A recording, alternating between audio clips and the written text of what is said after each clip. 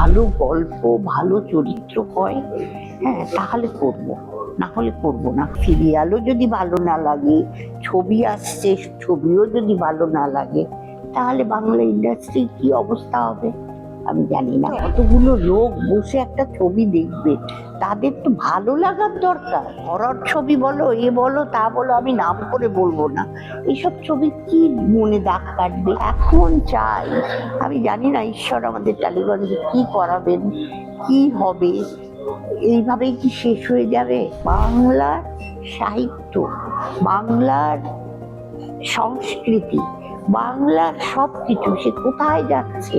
এক সপ্তাহ দু সপ্তাহ চললো, ছবি চলে গেল। এই ছবি করে কি হবে? প্রডিউসারের জন্য মায়া লাগে।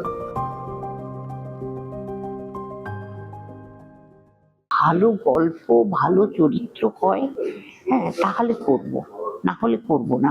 আমি উইন্ডোজে কাজ করার পরে ওর এত ডিসিপ্লিন এবং এত ভালো, মানে আমি মুগ্ধ হয়ে গেছি যে বহু বছর পর আমি একটা জায়গায় কাজ করতে গেছি যেখানে আমার মুখ ভরে গেছে। আমার মেয়ে বলে তুমি ছেড়ে দিয়ে চলে এসো আমার কাছে। আমি বললাম না, আমি পারবো না, ছোটবেলা থেকে এটাকে এত ভালোবেসেছি, পারবো না আমি ছেড়ে থাকতে। হ্যাঁ, আমি এমনি শুকিয়ে মরে যাব যে আমি কাজ করছি না। কিন্তু সিরিয়াল করলে কাজ থাকে, যে হ্যাঁ মাসে 10-15 দিন তো থাকে। কিন্তু এইভাবে এখন আমি অনুষ্ঠানে যাই, ধরো মাচা যেটা বলে আমাদের মেদিনীপুর, বাঁকুড়া, পুরুলিয়া, কৃষ্ণনগর, গ্রামের লোকেরা আমাকে ভীষণ ভালোবাসে, যার জন্য আমি ওই ফাংশনগুলো মিস করি না, আমি যাই। তো এই সেটাই বলছি যে ওখানে গ্রামের লোকেরা বলে দিদি আগের মতন সিরিয়াল কেন হচ্ছে না, একটা সিরিয়ালও ভালো লাগছে না। আর দেখো আমি তো সিরিয়াল করি না, আমি বলতে পারবো না।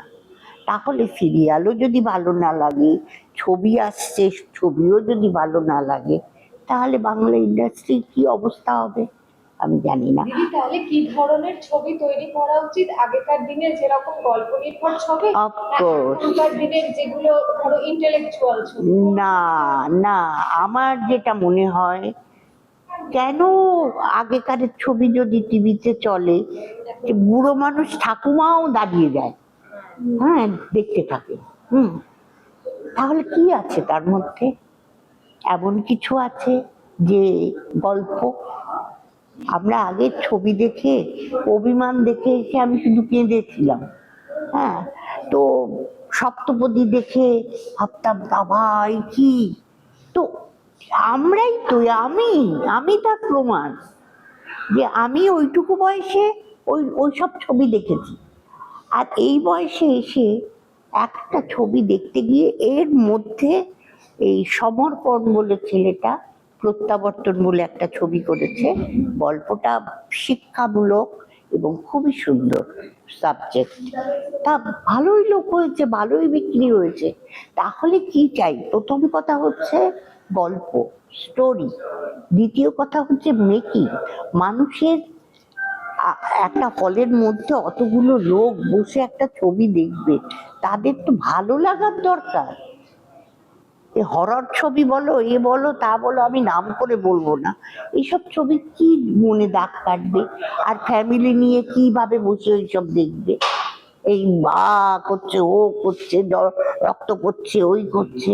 হরর ছবি হলিউড করতো, এখনো মানে একটা কথা বলি, এতক্ষণ সব গম্ভীর গম্ভীর কথা। মানে আমি যখন কনসিভ করেছি তখন আমাকে আমার ডাক্তার উনি বলেছিলেন আমার হাজব্যান্ডকে যে ওকে একটু সিনেমা টিনেমা দেখাবেন, ঘুরিয়ে টুরিয়ে নিয়ে বেড়াবেন, ও বাড়ির মধ্যে বসিয়ে রাখবেন না। তো আমার বর হঠাৎ এসে বললো চলো, গ্লোবে চলছে তখন ওই ছবিটা। হ্যাঁ, আমাকে ইন্টারভেলে বললো, ছবিটার নাম মনে আসছে না, ইন্টারভেলে বললো এই রে এখানে আবার কিছু হয়ে যাবে না তো, মানে এত ভয়, এবং আমি কথা বলতে পারছি না, ছবি দেখছি। ভেরি সরি, আমি নামটা মনে করতে পারছি না, কিন্তু ওই ছিলেন আরে সানফ্লাওয়ারের যে পেয়ারটা ছিল, সানফ্লাওয়ার বলে একটা ছবি, যে পেয়ারটা ছিল সোফিয়া লোরেন আর অ্যাক্টারের নামটা মনে আসছে না। তো এগুলো হচ্ছে ছবি, যে ছবি দেখে তার রেশটা থেকে যায় মনের মধ্যে, কিন্তু রেশ নেই। একটা ছবি দেখলাম, বেরোলাম, বেরিয়ে এই খেলাম, ওই খেলাম, এই খেলাম, ভুলে গেলাম। এখন চাই, আমি জানি না ঈশ্বর আমাদের টালিগঞ্জে কি করাবেন, কি হবে, এইভাবেই কি শেষ হয়ে যাবে? হতে পারে না, এত বড় ইন্ডাস্ট্রি।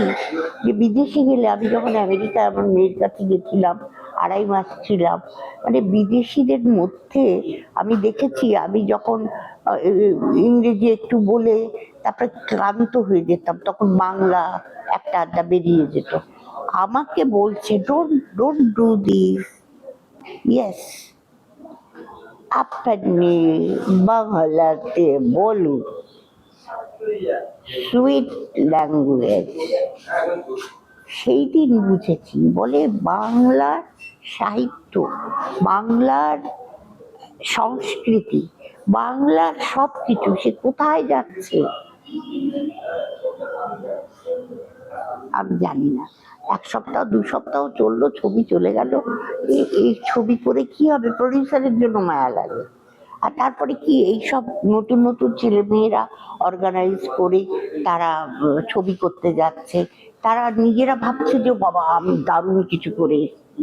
এত সহজ নয় ভাই, আমি জানি। একটা শেষ প্রশ্ন করবো তোমাকে। আমরা জানি টলিউডের সঙ্গে কম্প্রোমাইজ শব্দটা ভীষণভাবে জড়িয়ে থাকে। তোমাদের সময় এই শব্দটা কিভাবে ব্যবহার করা হতো? তোমাকে কম্প্রোমাইজ করতে হয়েছে? No, never. আমাকে কম্প্রোমাইজ কোনোদিন করতে হয়নি, আমাকে বরঞ্চ উল্টোটা হয়েছে, উল্টোটা হয়েছে। আমার যে এমন এমন চরিত্র, এখন আমাকে এরকম মোটা সোটা দেখছো তা তো নয়, তখন আমি নাচতাম আর স্লিম চেহারা। আমি আসার পরে রটে গেছিল যে বম্বের ওই যে সেক্সি রোল করতো, ওর নাম কি, ওই না হেলেন? না না না না না, তারও আগে ছিল। তো ও বাংলায় সে এসছে, যার জন্য বাইজি আর না হলে প্রস্টিটিউট, এই রোলগুলোই আমায় দিত।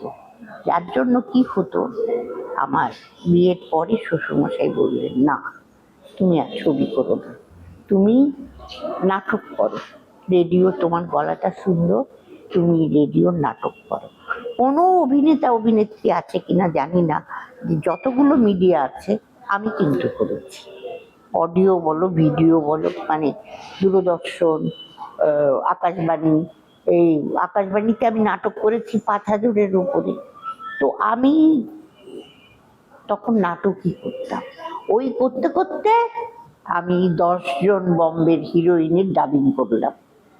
এই যে মন্দাকিনী, জুহি চাওলা, ওদের একটা হুহা পর্যন্ত নেই, তো আমি করে দিয়েছি। ডাবিং করতে করতে আমাকে বাংলাদেশের ডিরেক্টরের পছন্দ হলো, তখন আমার শ্বশুরমশাই পারমিশন দিলেন, ঠিক আছে মায়ের রোল করো।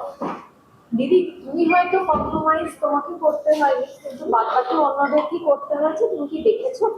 আমি দেখি, আমি দেখিনি। আর আমাদের সময় এই কম্প্রোমাইজ শব্দটাই ছিল না, যাকে, আর এই যে এখন সব ইন্টারভিউ নিচ্ছে, এই হচ্ছে তাই হচ্ছে, অডিশন হ্যানা ত্যানা, এইসব ছিল না। আমাকে যখন তরুণ মজুমদার ডাকলেন, আমি ওনার ঘরে গেলাম, উনি আমাকে দেখলেন ভালো করে, তো দেখে ইয়ে করে আমি প্রণাম করে যখন চলে আসছি, বলল, উনি সবাইকে আপনি বলতেন, উনি বললেন যে একটু দাঁড়ান, আমার প্রোডাকশন কন্ট্রোলার আপনার সঙ্গে কথা বলে নেবে। দাঁড়ালাম, তিনি এলেন, তিনি বললেন আপনাকে সিলেক্ট করা হয়েছে, কিন্তু চরিত্রটার জন্য আপনাকে মাঝে মাঝে আসতে হবে, একজন টিচার রেখেছি আমরা, সে ওই বিভিন্ন দেশ থেকে মেয়েরা আসতো, তো বিভিন্ন ভাষা নিয়েছিল, তো আমার উড়িয়া ভাষা, এই সপ্তাহে 2 দিন গিয়ে আমাকে উড়িয়া শিখতে হতো। তখন কি বলো, আলোচনা, চলাফেরা, খাওয়া দাওয়া সব কিছুতেই এই ওই জায়গাটা, অনামিকা তুই এরম করলি, ভালো হয়েছে। সৌমিত্রদা হয়তো বললো অনেকটা ভালো হয়েছে, খুব ভালো করেছো তুমি ওখানটায়। এই যে ভিতর থেকে যেন একটা হতো এনকারেজ করছে, কিন্তু আমি এখনকারের মধ্যে ওইসব খুবই দুঃখ লাগছে জানো, যে আর কটা বছর চুটিয়ে একটু ভালো চরিত্র অভিনয় করে যাব এটা ভেবেছিলাম। অনেকে দেয় সব কমেন্টে যে জিতের সঙ্গে ঘাতক বিন্দুমাসি 2 হোক, এইসব দেখছিলাম আমি, ইয়েতে দিয়েছে। তো কে করবে, কে করবে? প্রডিউসার কই? কোনো প্রডিউসার আছে? একটা আগে আমি দেখেছি স্বপন সাহার ঘরের সামনে বিকেল 4টের পর লাইন পড়তো প্রডিউসারের। স্বপনদা ঘুরে আসতেন, আমি হঠাৎ আনন্দবাজার পড়ছি, পড়তে পড়তে দেখি স্বপন সাহা ঘুরে আসছেন, কি ছবি, তার মধ্যে আমার নামটাও আছে, আমি লাবণী এদের। আমি দেখি স্বপনদাকে ফোন করলাম, ও স্বপনদা আপনি ছবি করছেন, আমাকেও নিয়েছেন, কেউ তো আমায় জানায়নি। বলে জানাবে জানাবে, দাঁড়াও। ভালো লাগে যে আবার যদি উনি ফিরে আসেন, আবার যদি ভালো ছবি 2-1টা হয়। কিন্তু আমার কষ্ট হয় কেন জানো তো, যে এত স্ট্রাগল করে করে আজকে এখানে এসে মানে একটা জায়গায়ও মনে হচ্ছে না যে সেখানে থেকে কিছু পাওয়া যাবে। মন যদি না বসে না, ভালো লাগে না। কিছু পেলে কিছুই পাওয়া গেল না। অথচ তোমরাও তো ফুল পিসিতে গেছিলে টিজার লঞ্চ। শিখতে হবে, কিছু না শিখে কিছু করা যায় না।